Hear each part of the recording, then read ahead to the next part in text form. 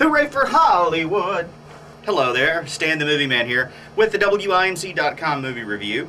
Two for you this week. We'll talk about Shrek the Third in a minute, but first, you also sent me to see Disturbia. That's the film's been out for about a month now, starring Shia LaBeouf, or I'm not exactly sure how to pronounce his name, so I apologize for messing it up. He stars as a teenage boy who was involved in a car accident that led to his father's death. He's dealing with the grief, and he is having a rough time. A year after the crash, he's been in trouble with the law a couple of times, including punching out a Spanish teacher, so now he's under house arrest wearing an ankle bracelet. He's passing the time by checking out what's going on at the neighbors' houses, and one of those neighbors could be a serial killer. I was very surprised that I liked this movie as much as I did. It's a very well put together thriller.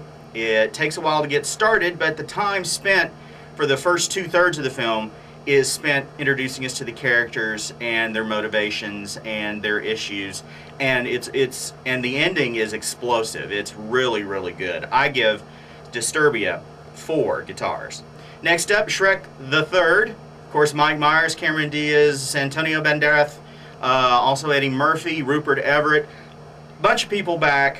Oh, everybody's back from the second film, for the most part. Shrek's going to be a daddy. He doesn't want to be a daddy. He's next in line to be king because Fiona's father dies. He doesn't want to be king. Turns out there is a cousin of Fiona's named Arthur, who's voiced by Justin Timberlake, who would be the person after Shrek next in line to be the king. So off Shrek goes to gather up Arthur and bring him back to Far, Far Away. Prince Charming is gathering up all of the evil characters from fairy tales and is going to launch an attack on Far, Far Away so that he can be put on the throne.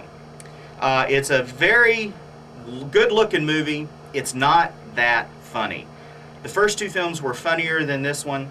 This one tells a lot of story and has a lot of characters. It's not quite up to the level of Shrek 2, which wasn't as good as the first Shrek.